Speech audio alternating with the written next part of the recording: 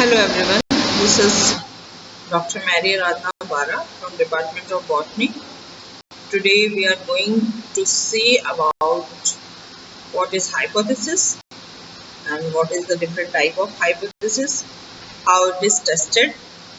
So we start with hypothesis. Hypothesis is nothing but a formulated or we can say tentative statement. As you can see on the screen, what is definition of hypothesis, and according to M.H. Gopal, a tentative solution of a post on a query, cursory observation of known as available data, what is adopted. So here we can say that a tentative statement or a conjectural statement that is not proven right or wrong on the basis of scientific statement, वास्तविकता प्रमाण या किसी साक्ष्य के बिना किसी भी बात का अनुमान लगाना, या उसको कह सकते हैं आप प्रमाण रहित किसी भी बात का अनुमान लगाना, that is known as conjectural statement. तो hypothesis is a type of conjectural or tentative statement जो आपके एक रिसर्च प्रॉब्लम का सॉल्यूशन है. ओके, सो हाइपोथेसिस क्या है? एक आपका रिसर्च प्रॉब्लम का एक टेंटेटिव सॉल्यूशन है जो कि आप हाइपोथेसिस, एक होता है थ्योरी बिल्डअप करना, थ्योरी किसी भी साक्ष्य के स्वरूप में बिल्ड होती है, but in absence of any regressive or any proof, you give a statement that is a formulative or tentative statement to your answer is known as hypothesis. Okay, example हम लेंगे. हम एक एग्जाम्पल देखेंगे. आप एक theory produce करते हैं कि विदाउट एयर इंसान पानी के अंदर 5 मिनट तक रह सकता है. ठीक है, you can prove a evidence, but there is a varied observation on this. अलग अलग लोग पानी के अंदर अलग अलग समय तक सांस रोक सकते हैं, and then there is a test to see all this observation. उसके बाद आपको ये बात पता चलती है कि जो यंग लोग हैं वो ज्यादा देर तक पानी में सांस रोक सकते हैं in compare to older people. And then आप एग्जाम्पल देखेंगे कि जो न्यू बॉर्न चाइल्ड होता है, जो तुरंत जन्मे बच्चे होते हैं, वो घंटों तक पानी के अंदर रह सकते हैं. It is scientifically proven. So on the your hypothesis और योर कॉन्ट्राडिक्टरी स्टेटमेंट, आप उसको चेक करते हैं और आपको पता चलता है कि किस लेवल पे इट इज एक्सेप्टेड और रिजेक्टेड. ये ऑब्जर्व वैल्यू से या जो एक्चुअल वैल्यू से इस तरह के स्टेटमेंट कितने पास और कितने दूर हैं. So remember this example, we will look in which perspective it is accepted. Okay, so जैसा कि मैंने कहा, प्रमाण रहित अनुमान एक हाइपोथेसिस है. और आप इस स्लाइड में आप देख सकते हैं कि किस तरह के आप रिसर्च में किन किन प्रोसेस से जाते हैं और हाइपोथेसिस से आप क्या फॉर्मुलेटिव करते हैं, और डेटा कलेक्शन करने के बाद आप किस तरह के प्रमाण पे या किस तरह से इसको आप जज कर सकते हैं. जैसा कि on the left side of my on your right side there is a figure which shows the process to form hypothesis and what are the different element or requirement for your research formation. You need variables. First, it could be dependent or independent, किसी इस पे आधारित और बिना आधार के variables की जरूरत पड़ती है. To rationalise and made clear, इनको क्लियर किया जाता है.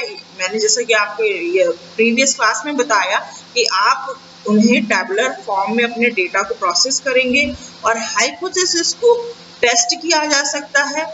किस तरह से इसको रियलाइजेशन किया जा सकता है, इसकी कैपेबिलिटी को चेक किया जा सकता है, it could be tested. So these are the different parameters on which your hypothesis are being formed. So a hypothesis could be directional and non-directional. जैसा कि अगर आपको डायरेक्ट ऑब्जर्वेशन से आप किसी तरह के हाइपोथेसिस को ड्रॉ कर रहे हैं तो this will be a directional hypothesis, और if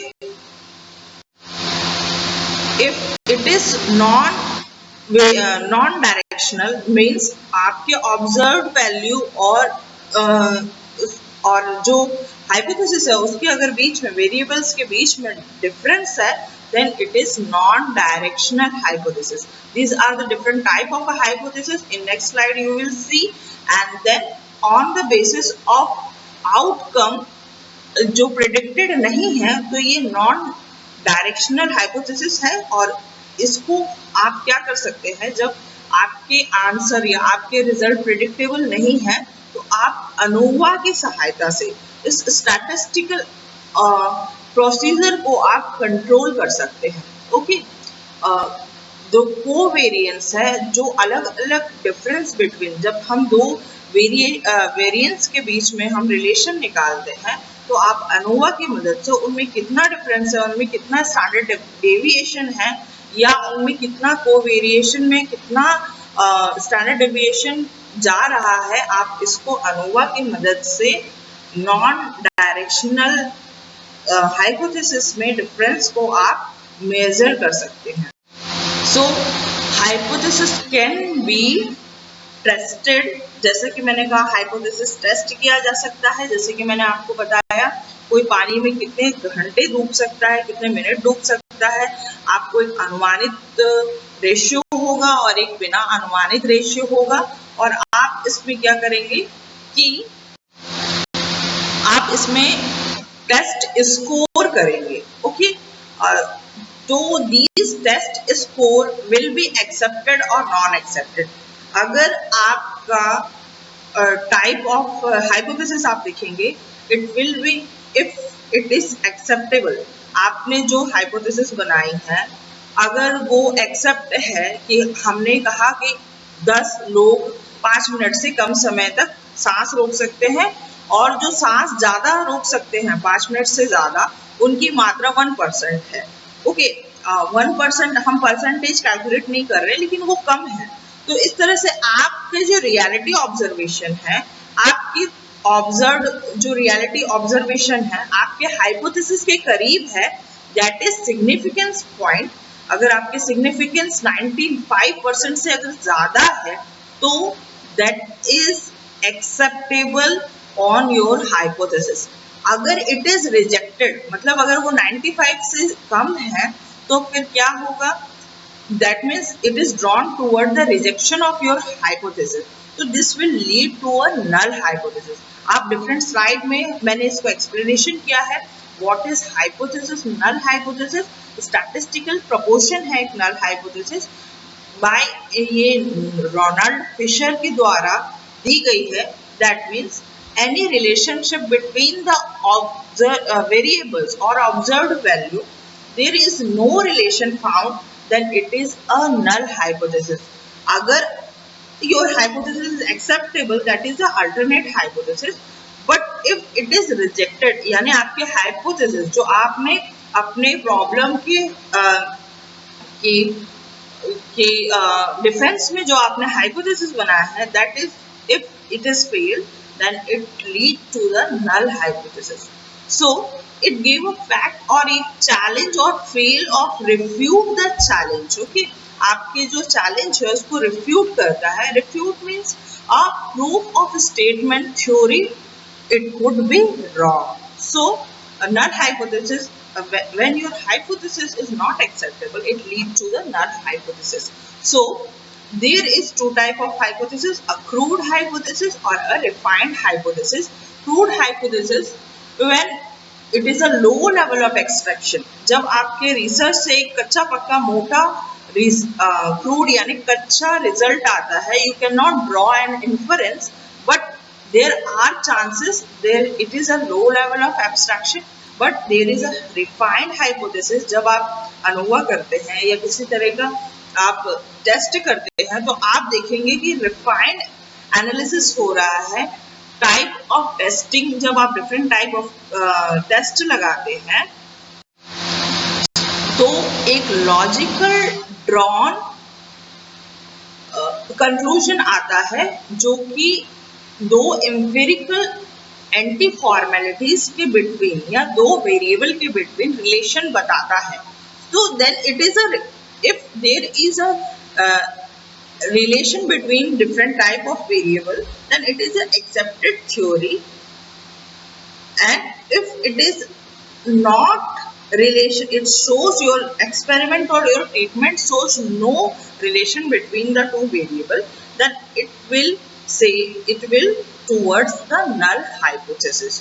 So through your slide, through your figures, you can see what is the null hypothesis and what is the alternative hypothesis. So this is for this class. We will see what are the different type of tests in next class. Thank you.